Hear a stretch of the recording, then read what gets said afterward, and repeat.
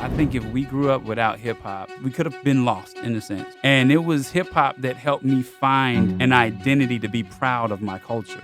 Before hip hop came around, there was still lust in music. The whole movie center, they talking about the juke joint music and all this stuff. Yeah. It was lust in the music. So when you have Christian rappers who are more in love with secular rappers than they are with Jesus, that's the problem. This is the work of the enemy. He's going to use any and everything he can to make people have idols and put them in the place of Jesus, whether it's hip hop, whether it's money, whether it's sex, whether it's alcohol, whatever it is. Stop giving hip hop the blame. It's the devil, and it's people who are not tuned in with the Lord, who don't know the Lord, and they're functioning with, take hip hop away right now, we're going to have the same problems going on in the world. Oh, yeah. So I hear what he said. And so by kids doing that and kids, buying into this culture and this idea, they opened up our community to that spirit. Wow. And so now when you see young black men, they look totally different now. But God showed me that way back then. We're talking in the 80s. People thought I was crazy. No way. Black folks ain't gonna worship the devil. No way. They're not gonna get the pentagram and the Baphomet and throwing up the signs, and no way. They're not gonna, grow their hair out long and the locks and stuff, and the earrings and the tatted up and stuff. That people, because nobody could see it, it just did not exist. So they thought I was crazy. But God trusted me with that information to the point. There was no social media back then. Nope. But he took me all over the world. All over the world. So we were in our bubble, so we don't know how big X Ministries got and the message got. You were traveling all over the world. It was the biggest black message at the time. Like, I couldn't go into a town without seeing a magazine or something on the shelf with my picture on it. Like, it was like that. Oprah Winfrey and Russell Simmons and Steve Harvey and Tavis Smiley, all those guys called me for interviews. Like, it was that big. I turned them all down because God didn't want me. The message was for the church. Right. I'm not going on Oprah's show and talking about truth behind hip hop. Right. Talking about the truth behind Oprah. So it was never about, it was never about me going out and just trying to get famous. It was always about the church being warned, because when the spirit comes in, it's going to affect the church. It's going to it's going to be birthed in the kids in the church, the youth. And then those youth are going to grow up and become pastors. And they're going to be expressing the hip hop culture from the pulpit.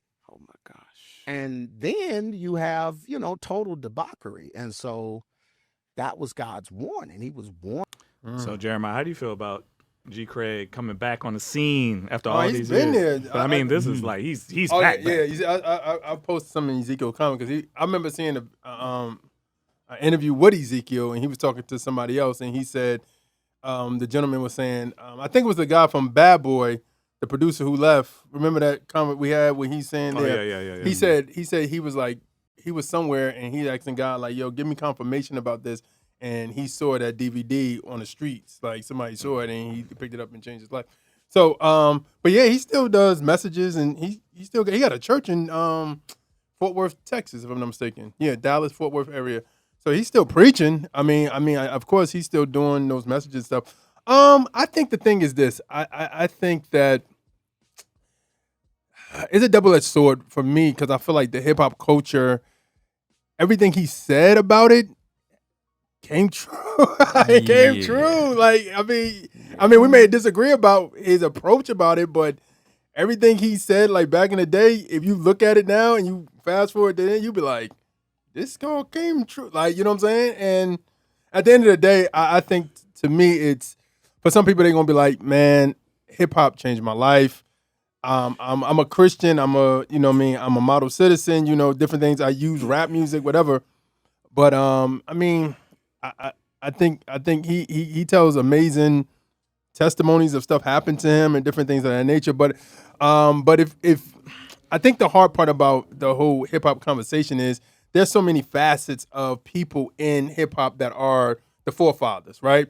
So he talked about Afrika Bambaataa in the same interview. He talked about how he went to the Zulu Nation in Africa, and the Zulu Nation was into ancestral worship, right?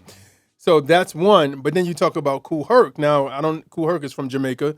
I don't know if Kool Herc's background was saying like, I just threw, like he was like, I just threw parties and stuff was going on in New York. I just wanted people to have a good time, get away from the madness. So I just threw this party at my house and I just played some break beats back then. You know what I'm saying? Like James Brown records and other people records. And people just danced to it. That's it. That was it. So I guess that's the conclusion of who do you believe when it comes to the foundation of hip hop? Do you believe Afrika Bambaataa? Because his reasoning was it's kind of the same as Kool Herc was like, let's bring these kids off the street. Well, for him, it was more, he was in a gang. So he's like, let's bring these gangs together and bring peace. So I'm going to start Zulu Nation so we can have those peace. But if he went to Zulu Nation to ancestral worship, then that's something. I don't know. So I don't know what you guys think. And I know we about to go back and forth. I saw a different clip. Yeah, me too. Yeah.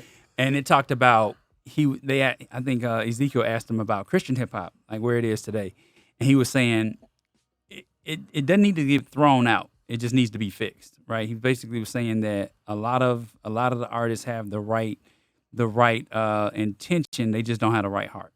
And I have to say this, man. I've been thinking about this. This is hard to come to realize, but I think hip hop was needed for us. I think it was needed. I think if we grew up without hip hop, we could have been lost in a sense, right? I grew up in white private schools from the time I was 3 to probably 12. And it was hip hop that helped me find an identity to be proud of my culture. You know what I mean? And that's like what you're talking about. Yeah, they don't want you to be proud. You're not helping. No. But here's the thing though. You can't get away from it.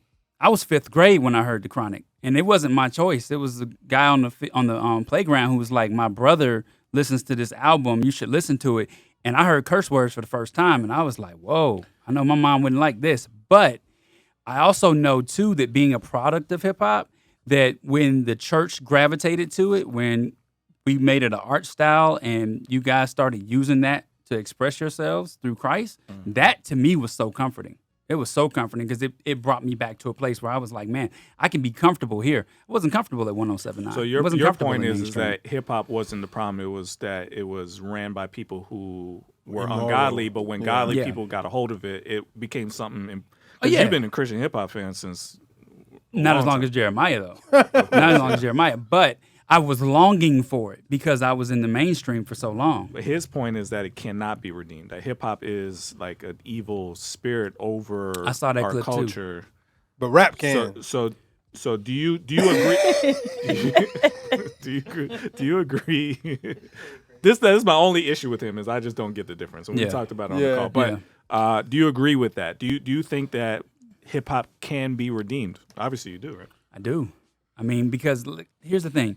It was given an art form, right? But if I go back far enough, all right, and I'm not going to tell the things I've been looking at because it's far, far, far back. But the rap culture or the rap style, the rhythm, the patterns, they existed way before hip hop. You know, I'm thinking about disco, jazz. Yeah. Funk. There's a song in my head that I'm actually thinking of, which is Natalie Cole. This will be an everlasting love, right? She goes into this pattern like na na na na na na na na na na na na na na na na na na na. You know what I'm saying? So she has that rap pattern already established way before hip hop. We understand why he doesn't rap. I do rap. I do rap. I mean, that is a wonderful part of the song. Isn't it? It is. Yeah. She right there. My kids were watching Parent Trap the other night. Go ahead, James. I don't know,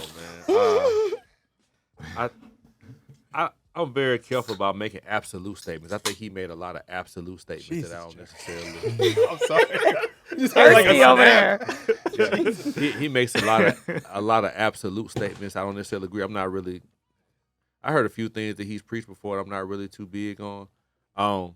Yeah, it's true that some of the things that have happened, but some of the things that he mentioned, like dreads and tattoos and things of that nature, is that really sin, or those just applicational differences, or those things that you don't necessarily care for? I don't think tattoos are sin. Some people may disagree.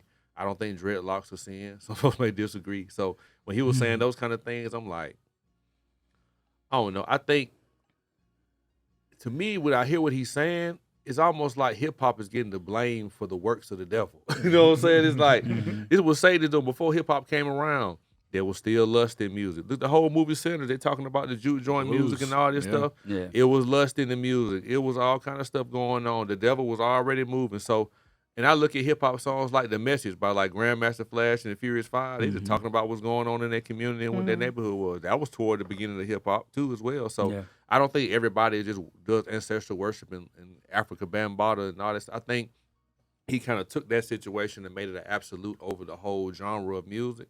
I think, there are some people who are led astray, just like every other genre of music, people who are led astray. I don't think everybody's sole intention was to worship the devil. Now, when you get to the bare bones of it, some people may have later on start making music going a different direction for different reasons. These things, like we said, when NWA came out with F the Police and all that kind of stuff, like, in their mind, that's the reality of what was going on. Yeah. Whether it was right, wrong, or different, they were just speaking on the realities of their life. I don't think it just came down to, yes, we're finna just worship our ancestors. So, I mean, true, it could be cleaned up. I don't agree with his take on the whole aspect of it. And I think Satan has just been divisive since the beginning. I think we can blame a genre of music, but like I know people who said, man, I heard Lecrae, and man, when I heard Lecrae music, man, and I heard Shaolin and those guys who were doing all that stuff, like it helped me turn. That's how I established my faith. Like they let me know, like, okay, man, this is for me too. And they came to the cross because of that. So I think we talk about gangster rap a lot, right? So when we talk about that, we talk about the negative of that, right? But I think people don't understand, like, there's 5 elements of hip hop.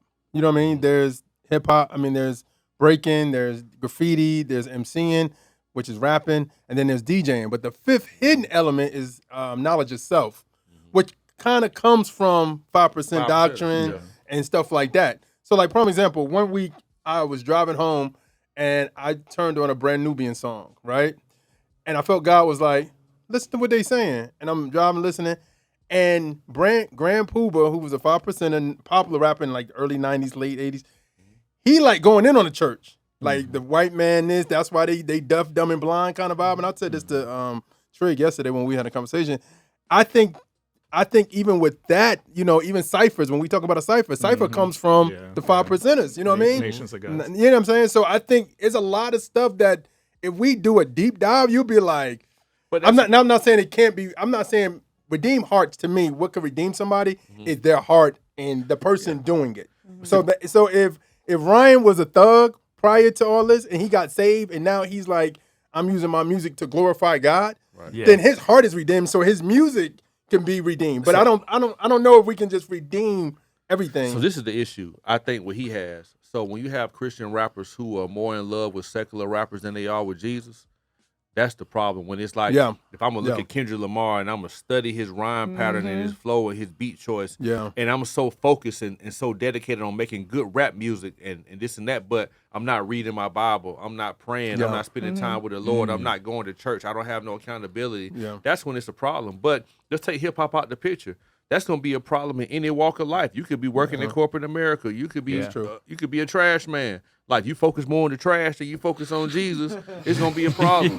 So I don't want to take hip hop and just say hip hop and just single it out. It's a bigger issue at play. This is the work of the enemy. He's gonna use any and everything he can to make people have idols and put them in the place of Jesus. Whether it's hip hop, whether it's money, whether it's sex, whether it's alcohol, whatever it is. So he might just feel like hip hop is just his mission to just, but it's like you want to separate it between hip hop and rap. We rap when we making hip hop, so I don't understand how you separate that. Then you have hip hop artists that go to your church, like you got Christian rappers go to your church. So are they cool because they go to your church? Like it just, you know what I'm saying? It is too much to kind of weave through. It's like, bro, like it's the devil. He's out here doing what he do, bro. Like God can redeem anybody using anything he wants to use. Now some of this stuff, like. I won't say anything because we talk about witchcraft and stuff like that. That's blatant stuff in scripture that they talk about is totally against the will of God. Right. Crystals and horoscopes and all that kind of stuff. Like we know some of that stuff is just blatant wickedness, but we're talking about skill sets like being able to rap or playing the drums or, different gifts and talents that God has given you. Like God can use those things as he's been doing to save people. So stop giving hip hop the blame. It's the devil and it's people who are not tuned in with the Lord, who don't know the Lord. And they're functioning. Take hip hop away right now, we're gonna have the same problems going on in the world. Oh yeah. Well, I agree with you definitely, but I would say hip hop has definitely been a vehicle that has been used to drive all of what you just said. Yeah. Majority of the music that is put out promotes violence, promotes fornication, promotes almost every terrible thing under the sun. So I do think that is something that the enemy has used and has had a great impact, not just on African American culture, but white culture as a whole. Yeah. So if they did take it off the earth, I do think the world may be a better place. I'm not gonna say all music is bad, because even like Tupac, he done put out some crazy stuff, but I love changes. I'm asking you this question right here. So, has the devil used every genre of music to do that though? Yes. I don't think it has been as impactful as hip hop. I think the most two impactful I would say is rock and roll. Rock and hip hop. I'm gonna say this. I ain't even cut you off. I think the reason why hip hop is easier is because you're gonna have to learn an instrument. You get what I'm saying? Like with rock music, you have to learn guitar. You got to learn drums. You got to learn how to sing on pitch. You got to learn fundamentals. You're saying it's a street ball version of. You read that book. You read that book. He came to set the captives free. The lady Rebecca Brown. Some people question her information, but the book is a book called "He Came to Set the Captives Free." And she talked about how she was a part of the Satanic Church, and during the 70s and the 80s, they would go to different recording studios where folks were making rock and roll music, and they would do satanic seances and rituals over the music. You know what I'm saying? Like, that was before hip hop. That was just rock and roll. John Crowley. People biting the head. You biting the head off a bat and setting your guitar. But to be fair, what Craig is saying is they're getting stuff from Lester they Crowley. took it from rock and put it in hip hop. Yes, that's what he's saying. He's saying that same devil agenda that took over rock. He said, "Hey, they're bringing it in here." Yeah. Be careful. But I just don't agree with this just overwhelming thing. But the point is true. Like they did infiltrate this genre with devil stuff. There's gospel music out here that leading folks away from Jesus. No, that's true. I know what I'm saying. It's gospel music out here that have nothing to do with Jesus out here.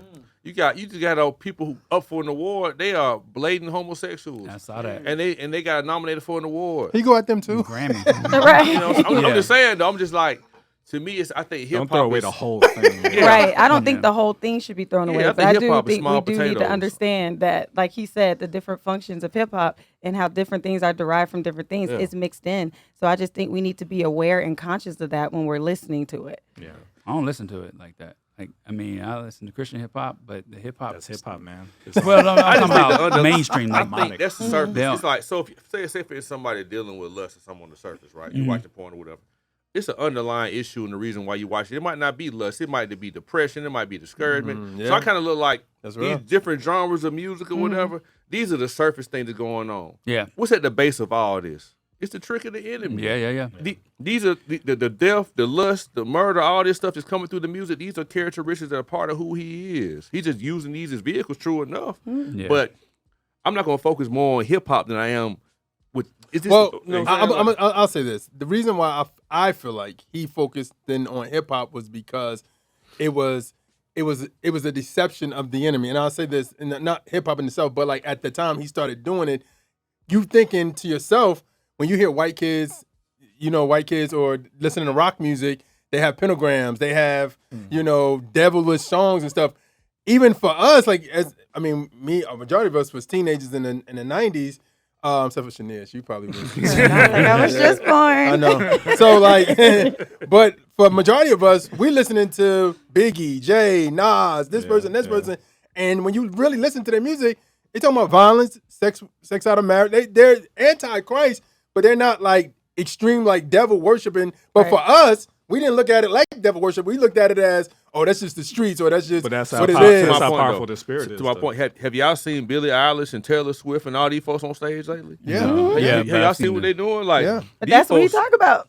But to your point, that's how strong God is. Yeah. Like the fact that we grew up on hip hop and look what we're doing now. Yeah. It didn't destroy us. Yeah. God was able to keep us through all of that and still we're part of the redemption story of hip hop. But I think for us, and I told this to Maya recently, I think for all of us, we had parents. I remember my mother finding my stash of music and saying, I don't want you. Like that. I'm going to tell the story real quick. CDs. My mom, my house growing up, we lived next door to my aunt. And so one day I'm blasting Biggie. And my aunt Chris, turn that off right now. I'm telling your mama. We all got a And story. then she told my mother, Yeah. and my mother had a conversation with me, and she was like, you had guidance. yeah. So and her point was, she was like, hey, you can, if you listen to this, don't do what they're doing. Don't say what they're saying. And I feel like you had a mother and father, and you had a mother and father. But that's part of this. now Whether you have a mother or father or not, the Holy Spirit can keep you even through those times in life. But part of what he's going to say,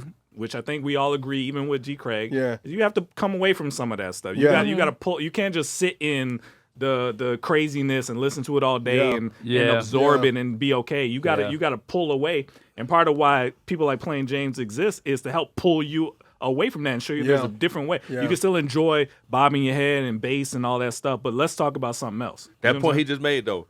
Everybody at this table listen to hip hop music. Does anybody at this table have a felony record? No. Has anybody in this table ever killed anybody? Don't tell if you have. No. Have anybody at the table ever? Like, so that's what I'm saying. Like, and we listen to like hip hop. We didn't realize fully what we were listening to. So probably Grace of God shielding us up. But we listened to that music, and it didn't make us go out here and crash out because God was keeping us. And it's like it's not the music itself. It's wicked. It's perverse. It's all this kind of stuff. But it's not that. It's the Holy Spirit is keeping you from the wiles of the enemy. It's the devil. Like we blame hip hop. It's the devil. Yeah, but I think for the younger generation, they're influenced by Lil Durk. They're influenced Roddy Ricch. They're influenced by Kendrick. Drake. Everybody. They're influenced by these people. What he's saying, if it wasn't hip hop, it would be something else. It'd be something else. But I think what we're missing though is also the time that you guys grew up in, and the time that I grew up in. Media was different. That's true. There was still a level of morality that was there. There was BET After Dark. I don't know. It still was. I fight with him all the time on this. But even then, so you heard Millie. Just a loose couple. But was it mainstream though? Is my point. I'm saying. Have you heard Puffy interludes on albums? You ever heard? My thing is, I be stroking. I'm not saying that these things grew up don't on exist. Trick Daddy and Trick Daddy. Yeah, that's what she's saying. Listen, mommy, daddy, Trick Daddy raised us. Amen. So listen, but what I'm saying is, it wasn't necessarily mainstream, and there still was a level of protection that you guys grew up in, and you had parents protecting you. These new generation are being raised by this music. They don't understand. We knew growing up, even in the 90s, I knew that Snoop Dogg saying all this stuff, but he's not living that life no more. That man is married. Most of these guys got degrees. Like Lil Wayne, y'all got degrees. Y'all been to college. We understood that this is something that y'all putting on, or y'all may have lived that life before, but you're not living it now. These kids don't understand that they're doing it. That's why they're dying like flies.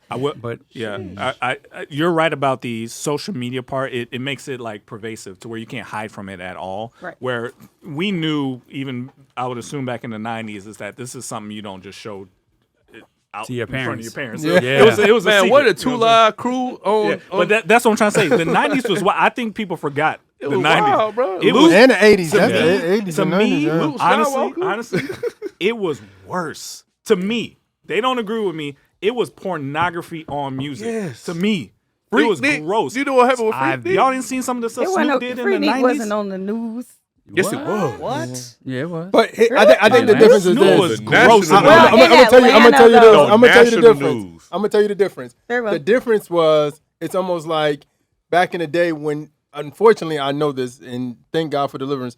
When you had to go get porn, you had to go somewhere special to get it. Versus, No, you just had You to go get to what I'm saying? school. You had to go to school. no, but what I'm saying is, what I'm saying Not is, everybody had Sean, phones. That's how stuff like G. Craig got around. Even though we didn't have social media, stuff got around. by DVDs. DVDs. Yeah. You were at school. Yeah. This stuff gets passed around Yeah. like But crack. it's proving my point. The like wickedness, crack. the wickedness, It was, is, I'm telling the wickedness has always been Been there there. since the beginning of Yeah. time. When he decided he wanted to be more powerful than God and took a third of the angels out of heaven, wickedness. You know what I'm saying? It's been here. Like he been strategizing and planning, roaming the earth like a roaring lion. Whether he using hip hop, he gonna use pornography, he gonna use whatever. You know what I'm saying? Like if hip hop, he's using hip hop because it's here. Like if hip hop wasn't here, you think the devil goes, oh man, we don't have What hip am I hop. gonna use? But What am I gonna do now? You know what I'm saying? a lot of the problems, yeah. are also household related. They are. I remember my dad was putting stuff in check, and not all these kids have that opportunity to have somebody check them on what they're listening to. I remember when I had it was a Sunday, and my dad was like not in my house. But then I also showed him other stuff, and he was like, "Yeah, you're not doing that either."